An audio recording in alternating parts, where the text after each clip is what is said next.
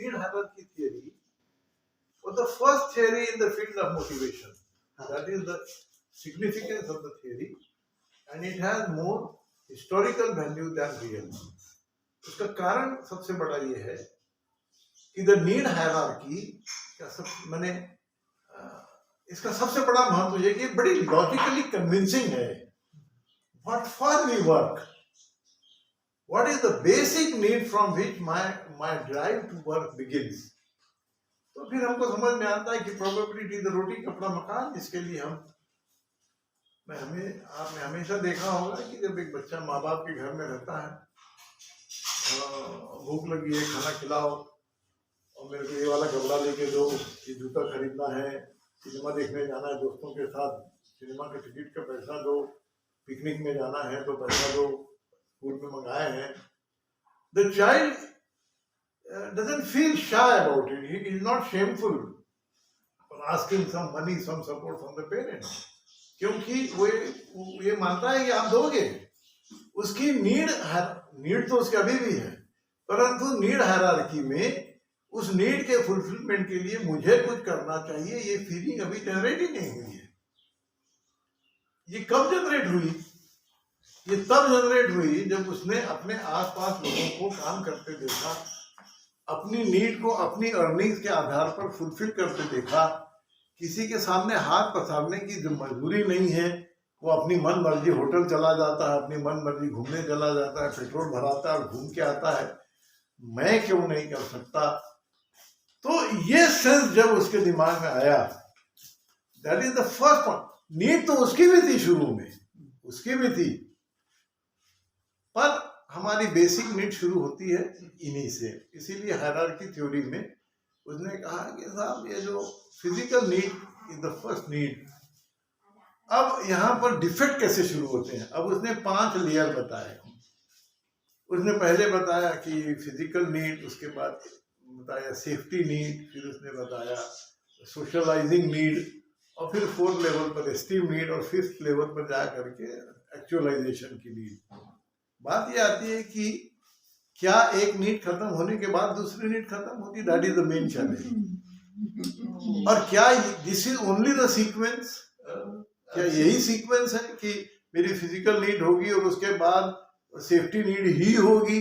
क्या physical need के बाद कोई सीधे एस्टीम नीड पर जंप नहीं करता होगा?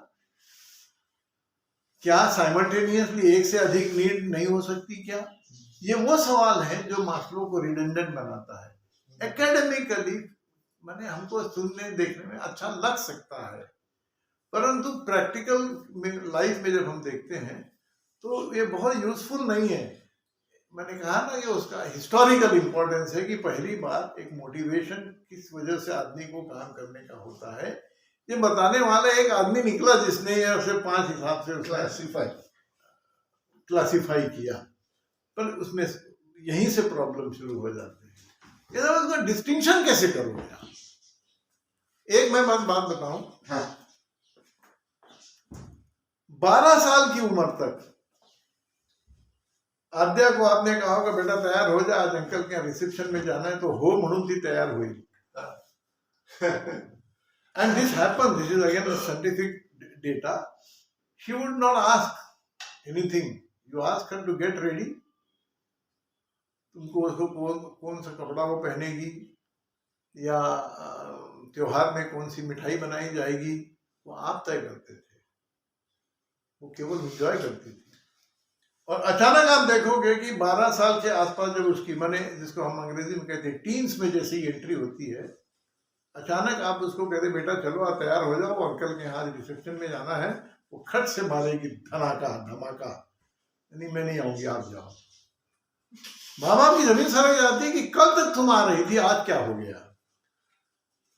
Now she has no argument, but she has decided that she will not come. And the more you dig into the decision, more she will generate arguments and place before you. The point is she will not come.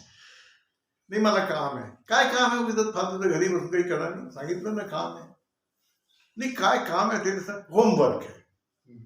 अब homework वो माझी मैत्रीण येणार आहे, तिच्याबरोबर आम्हाला त्यांना एक प्रोजेक्टवर प्लॅनिंग करायचं. काय आत्तावेळी तर काही प्रोजेक्टबद्दल बोलले नाही, तो विचारलं नाही म्हणून बोलली नाही, तर आधीपासून होतं. The point is the argument she is proposing is not logical and she will not go.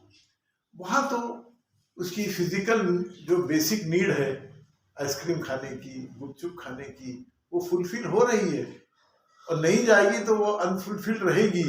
पर वो क्यों नहीं जाना चाहती? क्यों? एक और मास्टर स्ट्रोक बोल सकती है वो, जिसमें पिता माँ बाप लोग घायल हो जाते हैं. आपको बुलाया है, आप जाओ, मेरे को थोड़ी बुलाया है. माँ बोलता है साला कल तक तुमको नहीं बुलाया था, तुमको कुछ नहीं. आज उसका आत्मसम्मान जागृत होगी. Should I say now the esteem need is peeping in?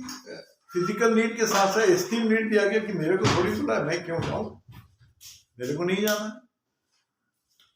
सो ऐसे बहुत सारे जम्बलिंग है मास्लो थ्योरी में.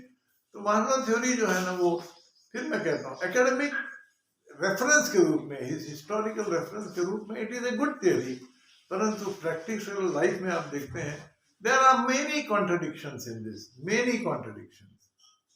सोशलाइजिंग नीड आपने थर्ड लेवल पर लाके रखी है. क्या थर्ड लेवल पर ही सोशलाइजिंग नीड आती है? क्या सोशलाइजिंग का मतलब क्या है? सोशल आइडेंटिफिकेशन और सोशल आइडेंटिटी ना, कि I should be identified by the society as an individual. क्या एक बच्चा जो ग्रुप में खेल रहा है वो वही कोशिश नहीं कर रहा है? वो भी वही कर रहा है. हम उसकी जो नीड की जो गेम प्ले चल रहा है उसको अर्निंग से जोड़ रहे हैं, और इस अर्निंग से जोड़ने की वजह से मास्लो का हमको एक नीड हायरार्की थ्योरी दिखाई देती है. पर बात यह है कि क्या एक इंसान की नीड केवल अर्निंग से ही जुड़ी है? क्या एक बच्चे में सब नहीं है? कितनी इंटेंसिटी का भी फर्क है. क्या एक बच्चे को दो तमाशा मार दे तो चुपचाप ठीक से बैठो, नाटकबाजी नहीं चलेगी?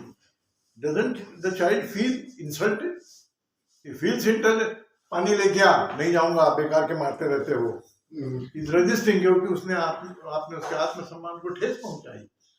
परंतु ये एस्टीम नीड की जो इंटेंसिटी है वो बच्चे में कम रहती है. आधा घंटा चला जाएगा और आई खाने को क्या बनाएगी? अब आई, उसको आई की मैच्योरिटी नहीं है, आई की इंटेंसिटी बनी हुई है. आली लोचटा सारखी माझ्या मागे. आता मी म्हटलं तर हे कर देऊन तेव्हा करायचं नव्हतं, आता ते तुला हवं आहे ना, तर तू माझ्या मागे आली आहे. Your esteem need is hurt, so you are reliving that. उसका नहीं है, परंतु एस्टीम नीड मस्त हुई थी उसका. मेरा केवल ये कहना है कि Maslow need hierarchy theory, need hierarchy होती है, परंतु वो केवल वो यूनिवर्सल है, वो हर इंसान में और हर एज में है.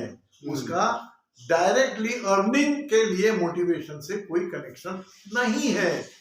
एक बैंड में आकर हो सकता है, और कब किस उम्र में आएगा no one knows, no one knows. एक किसान का बच्चा है जो स्कूल नहीं जाता, परंतु बाप के साथ खेत में काम करने चला जाता है. अब वो काम क्यों कर रहा है? वो कौन सी नीड हायरार्की उसकी संतुष्ट हो रही? मैंने मुझे बताइए. बाप ने कहा, खेत में कहा स्कूल है पापा, कोई स्कूल नहीं, नालायक, वो खेती में कौन काम करेगा? आज रोपाई है, उसको देखने चलो. वो स्कूल बंद करके चला जाता है. How will you rate his behaviour? यहाँ पर कौन सी ड्राइव उसको वहां ले जा रही है? तो मैं हमेशा कहता हूँ कि भाई साहब, ये जो मास्लो की थ्योरी है ना, वेरी कैची, अट्रैक्टिव, मन लुभावन है, परंतु व्यावहारिक रूप से वो सटीक नहीं है. It is too abstract, too bizarre, वो टॉपसी टर्वी है. सेल्फ एक्चुअलाइजेशन नीड जो है ये कब पैदा होती है? हम कहते हैं जब self actualization need is the highest need, और उस नीड पर आदमी पहुंचने के बाद वो अपना रास्ता तय करता है. मेरा कहना है कि सेल्फ एक्चुअलाइजेशन की नीड कब कैसे पैदा होती है? आप उदाहरण देने के लिए बहुत अच्छा है कि सब क्राइस्ट उसका उदाहरण है, बुद्ध उसका उदाहरण है, कपिल देव और सचिन तेंदुलकर उसका उदाहरण है. फिर मैं कहता हूँ कि रविंद्र जडेजा उसका उदाहरण क्यों नहीं है? What do I mean by self-actualization? यानी realizing your own potential primarily and working and utilizing my own potential to achieve my goal. इसको मैं सेल्फ एक्चुअलाइजेशन कहता हूँ, आत्मबोध जिसको मैं कहता हूँ। मुझे आत्मबोध हो गया, अब मुझे किसी मोटिवेशन की, तुम कर सकते हो बेटा, ये तुम्हारे बस में है, ऐसा किसी से पैटिंग की मुझे जरूरत नहीं है। पर ये बात तो बहुत अर्ली एज में भी समझ में आ सकती है, और ये हम और आप में भी आ। तो जब मैं सेल्फ एक्चुअलाइजेशन के नीड लेवल पर आ जाता हूँ, तो क्या मेरी फिजिकल नीड खत्म हो जाती है? क्या मेरी सेफ्टी नीड खत्म हो गई है? सोशल, ये सब सरवाइव कर रही है, ये सब सरवाइव कर रही है। तो ये जो सर लाइन खींच करके जो मास्लो ने थ्योरी बनाई, थ्योरी मैं हमेशा लोगों से निवेदन करता हूँ, it is ornamentally good because it was the first time somebody spelled out why people are motivated to work, but it is not, it is very convincing, apparently very convincing, but in real sense ऐसा होता दिखता नहीं है। इसलिए दूसरी theory को देखी जानी चाहिए।